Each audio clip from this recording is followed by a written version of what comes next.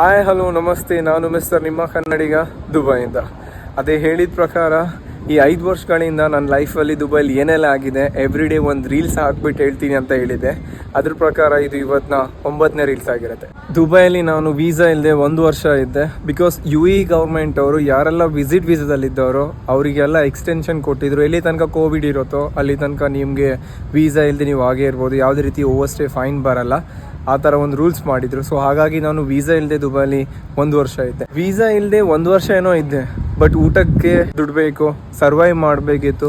But ಅದಕ್ಕೆ ನಾನು ಸಣ್ಣ ಪುಟ್ಟ ಕೆಲಸ ಹುಡ್ಕಕ್ಕೆ ಸ್ಟಾರ್ಟ್ ಮಾಡಿದೆ. ಸೊ ಎಲ್ಲಿ ಸಹ ಕೆಲಸ ಸಿಕ್ಕಿಲ್ಲ. ದುಬೈಲಿ ನಾನು ಒಂದು ಕೆಲಸ ಹೋದ್ಮೇಲೆ ಇನ್ನೊಂದು ಕೆಲಸ, ಯಾವ ಕೆಲಸ ಮಾಡಿದೆ, ಎಷ್ಟು ದಿನ ಮಾಡಿದೆ, ಸ್ಯಾಲ್ರಿ ಎಲ್ಲ ಎಷ್ಟಿತ್ತು ಅಂತ ನೆಕ್ಸ್ಟ್ ವಿಡಿಯೋದಲ್ಲಿ ಹೇಳ್ತೀನಿ.